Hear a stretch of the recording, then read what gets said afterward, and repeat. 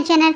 चलिए कर्स अल्फा के next part को स्टार्ट करते हैं। लास्ट पार्ट में हमने देखा था कि विंग और वांग जी से लैनी और बायोशरण मिलने आती है, उन्हें सच बताती हैं कि भविष्यवाणी बिल्कुल गलत है जो उन्हें बताई गई है। असलियत में वो और मतलब बायोशरण ही उनके बच्चों के रूप में इस धरती पे रहेंगी और उनकी ये वाली सोल और ये वाली बॉडी हमेशा के लिए कल्टिवेशन वर्ल्ड से चली जाएगी। अब आगे विंग और वांग जी महसूस करते हैं कि थोड़ी देर में फिर से वो वहीं कोल्ड पाउंड के पास आ गए हैं। यानी जब बायोशरण और मतलब लैनी ने बात कर ली थी उसके बाद वो लोग बाहर आ गए थे। उनके चेहरे पे अब कोई स्ट्रेस नहीं है बल्कि बहुत खुशी है ये जान के कि उनके बच्चे खुद इतनी बड़ी इन मोटल्स के यानी बायोशरण और एक तरीके से इनकी लैनी के पार्ट होंगे, तो वो कहीं से भी डार्क कल्टिवेशन से तो रिलेटेड नहीं है और ये अफवाह ही थी। अब वो दोनों खुशी से यहाँ से जा रहे हैं। वहीं विंग बार बार थोड़ा सा आगे बढ़ता है, बार बार अपने पेट को टच करता है, फिर थोड़ा सा आगे बढ़ता है, बार बार अपने पेट। वांग जी समझ नहीं पा रहा विंग ऐसा क्या कर रहा। वो विंग से पूछा, विंग क्या हुआ, उन्हें कैसे पता चला ये ट्विंस हैं? मुझे तो अभी तक कुछ पता नहीं चला, तो उन्हें कैसे पता चला? इस बात पे वांग जी को विंग की इस हरकत पे हंसी आ जाती है। विंग वो लोग इन मोटल्स हैं, वो लोग भविष्य भी देख सकते हैं, उन्होंने भविष्य में देख लिया होगा। अच्छा, तो उन्होंने ये क्यों नहीं बताया कि दोनों बॉयज़ होंगे या गर्ल्स होंगी? अब इस बात पे वांग जी को विंग की इस क्यूट सी हरकतों पे हंसी आ रही है। विंग तो तुमने खुद क्यों नहीं पूछा? हाँ, मैं इससे गलती होगी।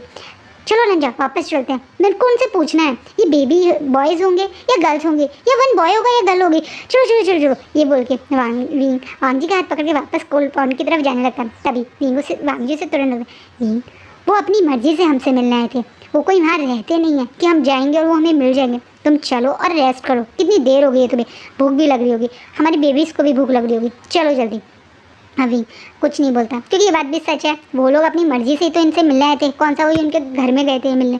तो विंग बेचारा अपना क्यूट सा फेस बना के वहाँ से चला जाता है। विंग के साथ जिस तरीके से विंग और वांग जी से ये इमोटल बायोशरण और लैनी मिलने आए थे, यही सेम सीन जो भी अभी इन चारों के बीच में हुआ, ये पूरा एज अ ड्रीम लान कुरैन को दिखता है। लान कुरैन एकदम से उठ के बैठ जाते हैं, उनका पूरा बॉडी पसीने में है, उन्हें समझ नहीं आ रहा ये क्या हुआ, लेकिन अब वो समझ गए ये क्या था।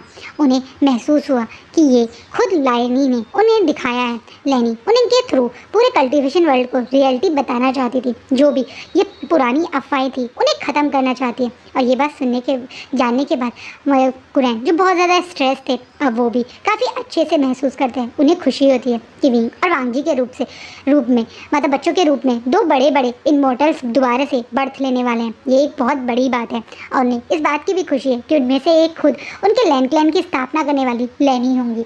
वहीं दूसरी तरफ जिस तरीके से यहाँ पे लैनी और बायोशरण इनने आकर इन लोगों के बीच में मिसअंडरस्टैंडिंग दूर कर दी है। वहीं इन आयरन का भी बुरा हाल है। इन आयरन दिन पे दिन बहुत ज़्यादा वीक फील कर रहा है।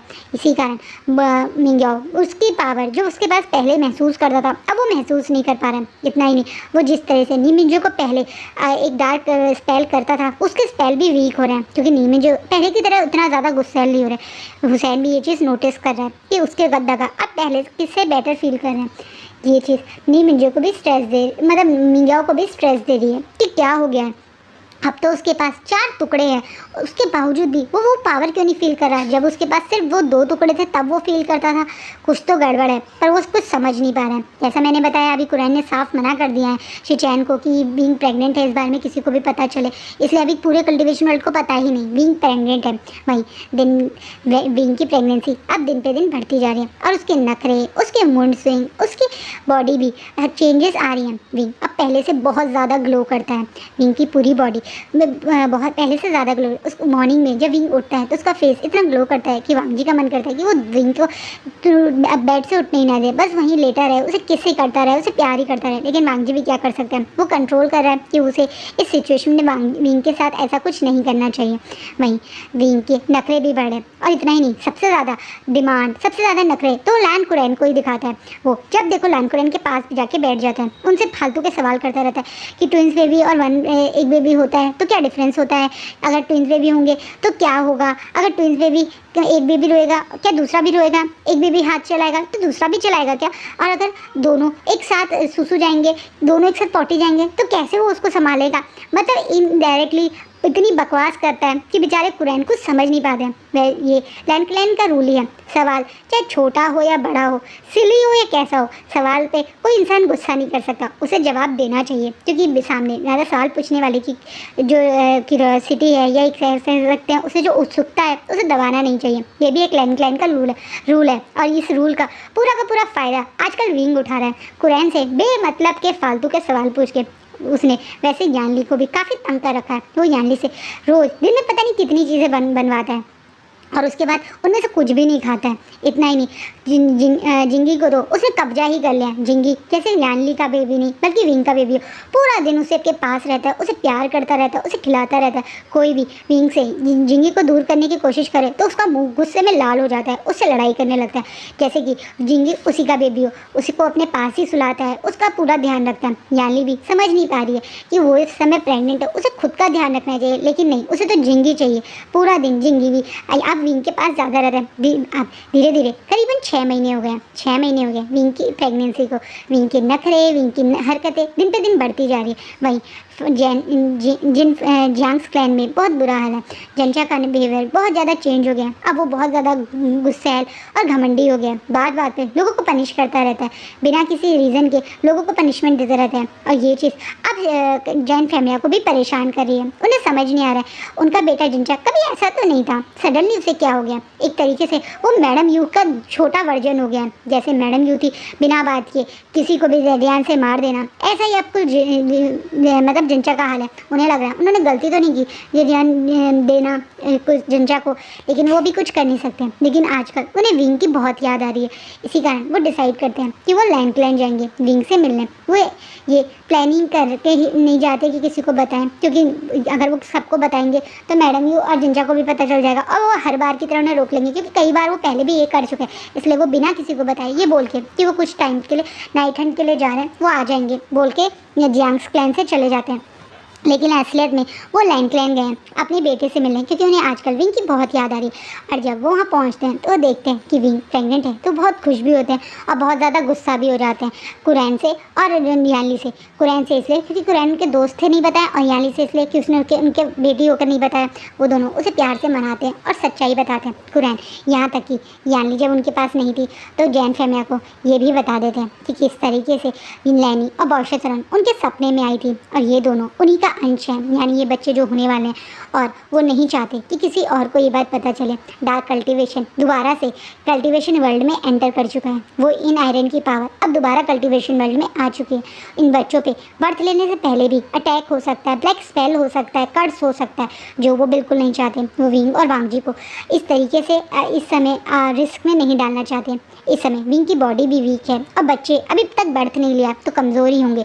इसी कारण वो ऐसा कर रहे हैं। जब जैन फैमिली सब बातें जानते हैं कर्स के बारे में, इन आयरन के बारे में, उस ड्रीम के बारे में, तो वो भी बहुत ज़्यादा स्ट्रेस हो जाते हैं और वो भी डिसाइड करते हैं कि ये बात वो भी अपनी वाइफ को नहीं बताएंगे। जंचा का बदला हुआ नेचर भी एक रीज़न है कि वो जंचा को भी ना बताने का डिसाइड करते हैं। वो मन में खुश तो बहुत है, उन्होंने विंग को प्यार भी बहुत किया। वांग जी से घंटों तक बैठ के बातें भी की, उसे समझाया भी कि एक साथ 2 बच्चों की रिस्पॉन्सिबिलिटी बहुत ज़्यादा होगी और उसे काफ़ी कुछ झेलना भी पड़ेगा। इतना ही नहीं, विंग पहले से ही बहुत ज़्यादा ज़िद्दी और नखरेला है। अब तो एक प्रेग्नेंट है वो, तो हो सकता है और दिन पे दिन वो बदतमीज़ी और नखरे करे, लेकिन उस समय वांग जी को थोड़ा शांत होकर उन्हें संभालना चाहिए। इस तरीके की बातें उन्होंने वांग जी से करी। जैसे वांग जी जानता है जो भी मतलब उसके फादर इन लॉ बोल रहे हैं वो बस सही है, क्योंकि सचमुच में आजकल विंग का नेचर बहुत बदल गया है। विंग पहले से ज़्यादा डिमांडिंग हो गया है, बिना बात के वांग जी से लड़ता रहता है। वांग जी कुछ भी करे विंग को ये लगता है कि वो उसे प्यार ही नहीं करता। बेचारे वांग जी को अपना 150 वो कहते हैं ना 20% देना पड़ता है विंग को ये शो करने के लिए कि वो उसे प्यार करता है। वो वांग जी जो कभी किसी चीज़ को ज़्यादा एक्सप्रेस नहीं कर पाता था, आजकल वो हर चीज़ एक्सप्रेसिव वे में करता है, ताकि विंग को ऐसा ना लगे कि वांग जी उसे प्यार नहीं करता। कहीं ना कहीं वांग जी भी जानता है कि विंग की जो सिचुएशन है इस समय उसका ऐसा रिएक्ट करना जायज़ है। उसकी बॉडी में इतने चेंजेस हो रहे हैं, उसका एकदम से वेट गेन हो रहा है, टमी आगे को मतलब बढ़ रहा है, तो उसको अपने ये बॉडी कहीं ना कहीं ये रियलाइज़ करवाती है कि कहीं वांग जी से प्यार करना बंद ना करे। इसलिए वांग जी भी उसे डबल ट्रिपल केयर करता है ताकि विंग को कभी ये ना लगे कि वांग जी उसे प्यार नहीं करता। जब उनकी जैन फहमिया से बात जैन फहमिया की और वांग जी की बात हो जाती है तो जैन फहमिया वहाँ से जाने लगते हैं। वो दोबारा से वांग जी के पास आते हैं और एक बात और बोलते हैं, वांग जी जब विंग होने वाला था उस समय उसकी मदर की तबीयत शुरुआत में बिल्कुल ठीक थी, लेकिन आखिरी के कुछ समय बहुत ज़्यादा ख़राब हो गए थे। मैं सच कहूँ तो मैं थोड़ा सा इस वजह से भी घबराया हुआ हूँ। यानली के समय ऐसा नहीं हुआ था, लेकिन विंग के समय ऐसा हो गया था कि मुझे मेरी वाइफ को हमेशा के लिए गंवाना पड़ गया।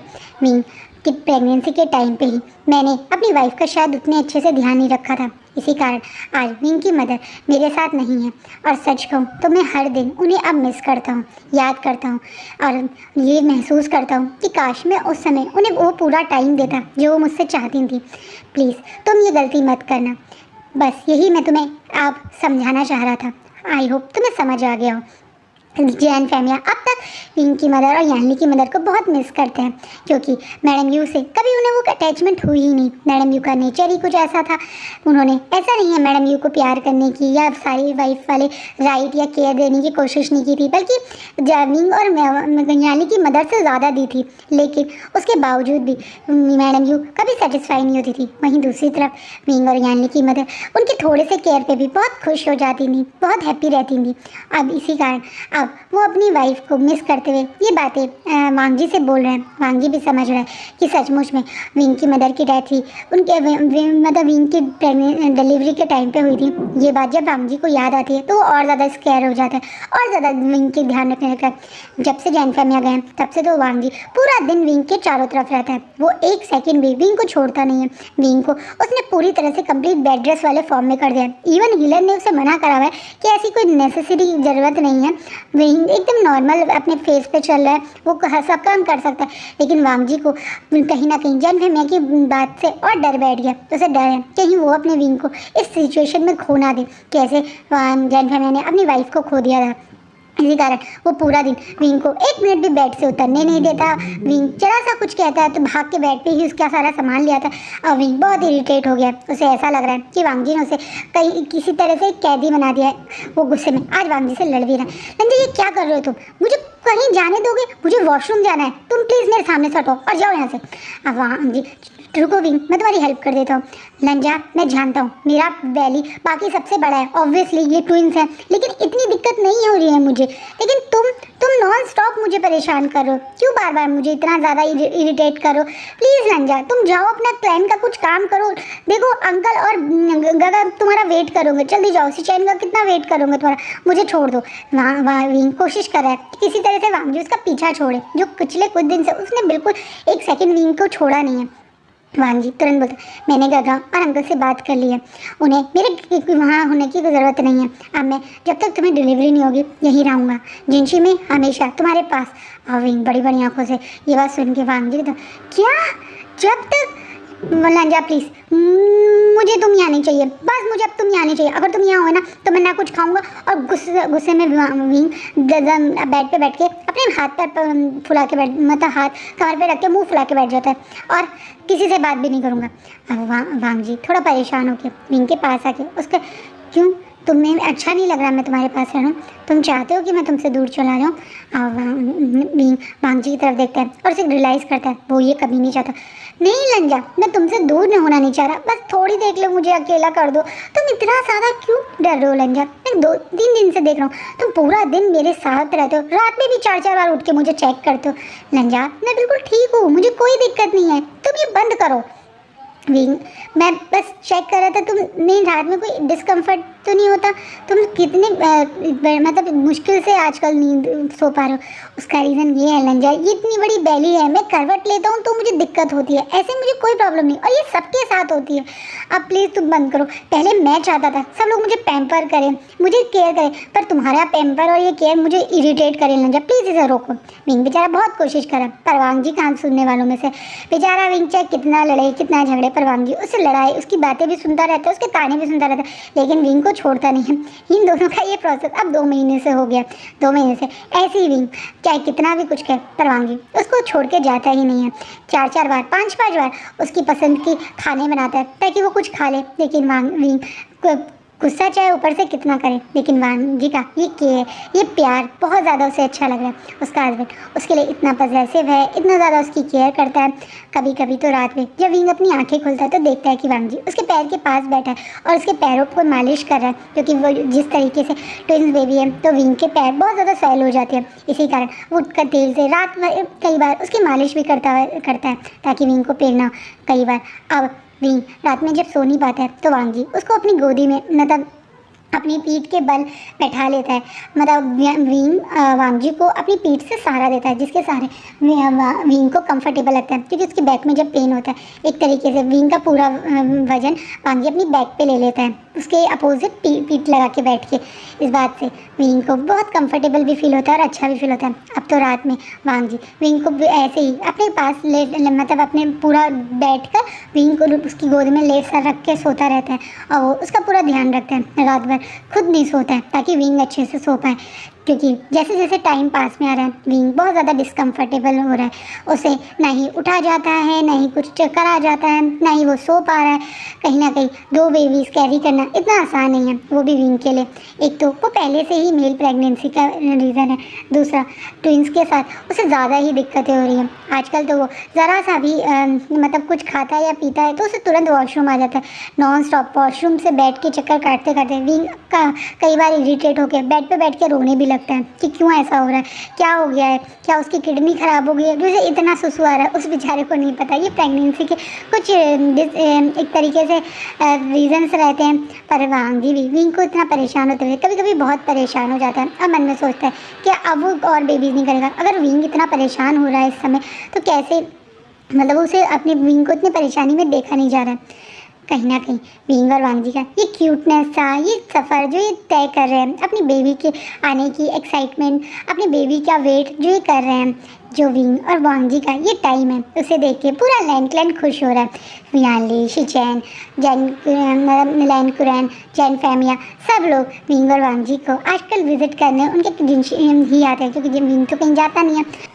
अब जिंगी भी विंग से मिलने जिनशी ही आता है। वैसे अब यानली जिंगी को विंग को कम देती है, क्योंकि उसका कारण ये है कि विंग मतलब जिंगी भी अब 8-9 मंथ का हो गया है, वो भी उसका भी थोड़ा वेट बढ़ गया है और विंग अगर उसे उठाएगा तो इस समय उसके लिए वो ठीक नहीं है। इसी कारण अब मतलब जिंगी हमेशा विंग के पास यानली के साथ ही आता है। विंग को जिंगी बहुत ज़्यादा क्यूट लगता है। जब भी वो आता है वो अपने छोटे छोटे हाथ से बार बार विंग के टमी को टच करता है और बड़ी बड़ी आंखों से पूछने की कोशिश करता है, क्योंकि कहीं ना कहीं उसे भी कितने दिन से आसपास में यही सुनने को मिला कि उसके छोटे भाई बहन आने वाले हैं, उसके छोटे छोटे से भाई बहन आएंगे।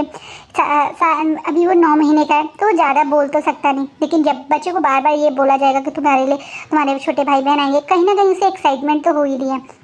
देख रहा है कि किस तरीके से जिंगी बार बार उसके जब भी आता है अपने घुटनों के हल्का हल्का चलते हुए बढ़ के सबसे पहले विंग के टमी को ही टच करता है और उसे बार बार प्यार भी करता है। विंग को ये देख के बहुत क्यूट लगता है। यहाँ तक कि रूम में खड़े वांग जी, यानली और शिचैन को भी बहुत क्यूट लगता है कि अभी से इन सिबलिंग्स की आपस में बॉन्डिंग बन हो रही है। कहीं ना कहीं ये लोग अभी मतलब छोटे इतने छोटे हैं, पर उसके बावजूद भी अभी से इस टमी के पास बार बार जिंगी का आना, उसे टच करना, ये रियलाइज़ करा रहा है कि इन मतलब जो भी बेबी आएंगे इन जिंगी का आपस में कितना स्ट्रॉन्ग बॉन्ड होगा। धीरे धीरे टाइम निकल रहा है, एक्साइटमेंट बढ़ रही है, सब लोग आप वेट कर रहे हैं कि जल्दी ये क्यूट से बेबी उन सबसे मिलने आए, क्योंकि सचमुच में अब 9 मंथ हो गए। वैसे तो हिलर ने बोला था कि विंग की मतलब प्रेगनेंसी बिल्कुल परफेक्ट है, विंग बिल्कुल हेल्दी है, बेबीज बिल्कुल हेल्दी है, तो टाइम पे ही सब कुछ होगा। लेकिन टाइम से कुछ दिन पहले ही, यानी 7-8 दिन पहले ही विंग रात में बहुत ज़्यादा डिस्कम्फर्टेबल सा फील करता है। वो बार बार अपने टमी के सराउंडिंग में अजीब सा पेन फील करता है, उसे थोड़ा सा दर्द भी हो रहा है, लेकिन वो सोचता है कि शायद आज से कुछ समय से पहले से उसे हल्का हल्का इस टाइप से पेन हो ही रहा है जब, तो उसे लगता है कि ये नॉर्मल पेन है। हिलर ने बोला था कि डिलीवरी के आसपास ऐसे पेन्स होते हैं, तो हो सकता है कि वो उन्हीं के जैसा पेन हो, इसलिए विंग शांत रहता है। लेकिन सडनली आधी रात में उसे बहुत तेज से पेन होने लगता है और वो एकदम से चीख के उठ जाता है। वांग जी जो आजकल बिल्कुल नाम के लिए नींद में रहता है, उसकी नींद इतनी कच्ची है कि ज़रा से हलचल पे ही उठ जाती है। वो विंग की चीख से जब उठते हुए देख के बहुत घबरा जाता है और विंग दोनों हाथों से अपने पेट को पकड़ के बहुत ज़ोर ज़ोर से चीखने लगता है। वांग जी समझ नहीं पा रहे क्या। विंग बोलता है शायद लंजा टाइम आ गया। वांग जी तुरंत हीलर्स को, यानली को सबको इन्फॉर्म करता है। यानी भी तुरंत हीलर्स के साथ वहाँ आ जाती है। कुरैन और शिचैन भी बाहर हैं, अब छोटे से जिंगी को गोद में लिए हुए बाहर। विंग वांग जी को वैसे तो कहा गया था कि वो बाहर जाए, लेकिन वो नहीं जाता। कहीं ना कहीं जैन फैमिया की बात उसके मन में बहुत डर कर गई है। वो बिल्कुल भी विंग को यहाँ अकेला नहीं छोड़ना चाहता। उसे डर है कि कुछ हो गया तो वो वहीं ही रहता है। पहली बार लैंडक्लैन में ऐसा हो रहा है कि एक लैंड अल्फा अपने ओमेगा की डिलीवरी के टाइम पे रूम को छोड़ के बाहर नहीं जा रहा। ये भी एक रूल है जो वांग जी तोड़ रहा है और उसे पता है उसे इसकी पनिशमेंट भी लेनी पड़ेगी, लेकिन वो कोई भी पनिशमेंट लेगा। लेकिन इस समय इस पेन में अपने विंग को छोड़ के वो नहीं जाएगा। वो हर पल अपने विंग का हाथ पकड़ के वहीं बैठा हुआ है। विंग बहुत ज़ोर ज़ोर से चीख रहा है, रो रहा है। विंग की हालत देख के बेचारे वांग जी की भी बहुत बुरी हालत है। विंग से ज़्यादा तो डर और पेन वांग जी के फेस पे दिख रहा है, जो याली खड़े हुए महसूस करिए। याली इस समय बाकी हीलर्स के साथ बार बार विंग का पसीना पूछ रही है, कभी उसे प्यार से सर पे हाथ फिरा रही है। ऐसा ही हाल कुछ वांग जी का भी। वांग जी बार बार विंग से हिम्मत रखने के लिए मतलब दर्द को के लिए हिम्मत रखने के लिए कह रहा है। वहीं विंग जोर जोर से चीख रहा है और बार बार वांग जी की तरफ देख रहा है गुस्से में, बड़ी बड़ी आंखों से। कुछ कह तो नहीं रहा है, लेकिन वांग जी समझ रहा है कि उसका बस चलता तो वो वांग जी को गालियाँ दे रहा होता। वो तो बेचारा शर्म में खड़ा हुआ है, क्योंकि यहाँ उसकी बहन खड़ी है और अपनी बहन के सामने वो इस तरह से गालियाँ नहीं देना चाहता। लेकिन वांग जी विंग की इस गुस्से को, इन इशारों को अच्छे से समझ रहा है। वो बार बार विंग से कह रहा है, इट्स ओके विंग, अब लास्ट टाइम, अगली बार ऐसा नहीं करेंगे, ठीक है? अगली बार हम नहीं प्लान करेंगे बेबी, बस एक बार कोशिश करो। अब बेचारा विंग कुछ गुस्से में वांग जी को देखते देखते पर पेन में बेचारा चीखे जा रहा है। थोड़े टाइम बाद सडनली विंग बेहोश हो जाता है और सब लोग बहुत घबरा जाते हैं। इस तरह इस समय जब ऑलमोस्ट डिलीवरी का टाइम था, वहाँ विंग का बेहोश होना सबको डर बैठा रहता था। कहीं ना कहीं वांग जी भी बहुत घबरा गया, क्योंकि उसने भी आजकल सारी बुक्स पढ़ ली हैं। हीलर से ज़्यादा तो इस समय उसके पास नॉलेज है इन चीज़ों के बारे में, क्योंकि वो लगातार जानना चाहता था कि कैसा प्रोसेस होगा, मतलब ओमेगा प्रेगनेंसी कितनी परेशानी कर सकती है, क्या हो सकता है। वो सब कुछ पढ़ रहा था और उसे पता था विंग का इस समय बेहोश होना कितना खतरनाक हो सकता है। वहीं याली भी बहुत घबरा जाती है और वो हीलर्स भी। तभी हीलर बोलता है, जल्दी से इन्हें होश में लाइए, कहीं कुछ गड़बड़ ना हो जाए। इनके फेस पे थोड़ा सा पानी डालिए, इन्हें जगाने की कोशिश कीजिए। इस बात पे याली तुरंत विंग के फेस पे थोड़ा पानी डालिए। विंग हल्की हल्की आँख खोल रहे हैं और बहुत दर्द में वो इधर उधर फेस कर रहे हैं, क्योंकि कहीं ना कहीं एक बेबी की डिलीवरी इतनी मुश्किल होती है। यहाँ तो ट्विंस का मामला है, उसे बहुत ज़्यादा दर्द हो रहा है। वो वांग जी की तरफ देख रहा है और वांग जी अब आंसू, क्योंकि उसे डर है कहीं विंग को कुछ हो जाए, आंसू भरी आंखों से दोनों हाथों से विंग का फेस पकड़ता है और बोलता है, विंग प्लीज़ विंग, तुम मुझे और इन बेबीज़ को इस तरीके से छोड़ के मत जाओ, प्लीज़ अपनी आंखें खोलो, हिम्मत करो, तुम कर सकते हो। सोचो इस समय हम सब तुम्हारे पास हैं, तुम्हारे बेबीज़ तुम्हारा वेट कर रहे हैं, जल्दी से उन्हें हम सबके पास ले आओ, जल्दी से कोशिश करो। बेचारा वांगी कोशिश कर रहा है कुछ बातें करके वो करें, लेकिन जब इस समय विंग को बेहोश हुआ था तो वो मतलब आँखें जब उसकी बंद हुई थी तो उसे महसूस हुआ था कि सामने इस रूम में पाउशा शरण और लैनी खड़ी हैं, जैसे कि वो यहाँ खड़े होकर विंग की हिम्मत और मदद करने आए। जब विंग बेहोश हुआ था तो उन्होंने देखा था कि वो दोनों यहाँ खड़ी हुई हैं और उससे कह रही हैं कि हमें जल्दी से इस दुनिया से आज़ादी दिलवाओ, जल्दी से इस प्यारे से 2 बच्चों को यहाँ लाओ ताकि हम अपनी दुनिया में जा सकें। विंग ने यही ड्रीम देखा था इस बेहोशी में, और जैसे ही विंग ने अब थोड़ी सी कोशिश की तो उसके दोनों बेबी हैं। सबसे पहले एक छोटा सा बेबी मतलब अल्फ़ा बॉय होता है, जो बहुत ज़्यादा ब्यूटीफुल है, जो पूरी तरह से देखने में विंग जैसा है। हाँ, उसके भी मोल है, उसके नैन नक्श बिल्कुल विंग जैसे। ये अल्फ़ा बॉय बहुत ज़्यादा क्यूट है विंग की तरह। उसके तुरंत बाद एक छोटी सी बेबी गर्ल होती है, और ये बेबी मतलब कुछ मिनट्स के अंतर पे ही होती है।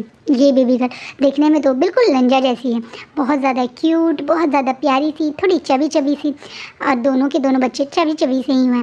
वांग जी और विंग अब दोनों उन बेबीज़ को देखें। विंग देख रहा है अभी होश में ही है वो कि उसके बच्चे सामने हैं। अभी तो वो दोनों बिल्कुल ब्लड में कवर हैं। हीलर और यानली दोनों मिलके उसे क्लीन कर रहे हैं, उसे कपड़े से उन दोनों बच्चों को वाइट कलर के सॉफ्ट कपड़े में लपेटने की कोशिश करें, लेकिन दोनों बच्चे हल्का, एक मतलब लड़का जो अल्फ़ा लड़का जो बिल्कुल विंग जैसा दिखता है वो बहुत कम रो रहा है, लेकिन जो मतलब लंजा जैसी दिखने वाली बेबी गर्ल है वो तो चीख चीख के रो रही है, जैसे कि वो सबको शोर मचा के बताना चाहती है कि वो आ गई है।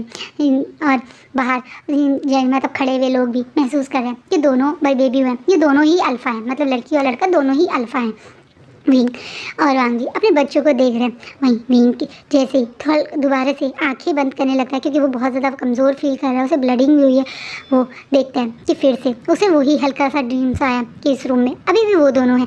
और जैसे ही इस बार विंग की बेहोशी होती है तो देखते हैं कि वो दोनों यहाँ से जा चुके हैं। हाँ, एक बहुत बड़ी स्माइल के साथ वो दोनों यहाँ से जा चुके हैं। उन दोनों बच्चों के सर पे हाथ फैला के एक बार लैनी और एक बार बाओशेशन दोनों ही हवा में कहीं गुम हो जाते हैं। विंग जो बेहोश है, वहीं वांग जी अपने दोनों बच्चों के पास जाते हैं। वो पहले प्यार से उस बेबी गर्ल को गोदी में लेते हैं, उसके माथे पे किस करते हैं, फिर उस बेबी बॉय को गोदी में लेते हैं और फिर उसके माथे पे किस करते हैं। यानी उनमें से एक बेबी को खुद ले लेती है और वांग जी एक बेबी को ले लेते हैं। दोनों बड़े प्यार से हंसते हुए रूम से बाहर निकल रहे हैं। इन दोनों बच्चों के चेहरे पे बहुत ज़्यादा तेज, कहते हैं ना, ग्लोइंग फेस है। ऐसा लग रहा है कि ये बच्चे कितने ज़्यादा पावरफुल हैं। इनके बर्थ के समय ही ये महसूस किया जा सकता है। इनकी कोर भी बहुत स्ट्रांग होगी, हीलर ने देखते ही बताया। विंग और वांग जी जैसे ही बाहर उस बेबी को लेके आते हैं तो शिचैन कुरान तो दौड़ के उनके पास जाते हैं। जैसे कुरान ने पहले ही सपना देखा था कि ये इनमें से एक बाओशेसन का अंश है और एक लैनी का अंश है, तो उन्होंने मन में सोचा हुआ है कि जो ये बेबी गर्ल हुई है इसका नाम तो वो लैनी ही रखेंगे। वहीं बेबी बॉय का नाम की जिम्मेदारी यानली और शिचैन पे आ गई है। होप सो आपको ये पार्ट अच्छा लगे। आपको जैसा लगे प्लीज़ कमेंट में बताइएगा और मेरी वीडियो ज़रूर लाइक कीजिएगा।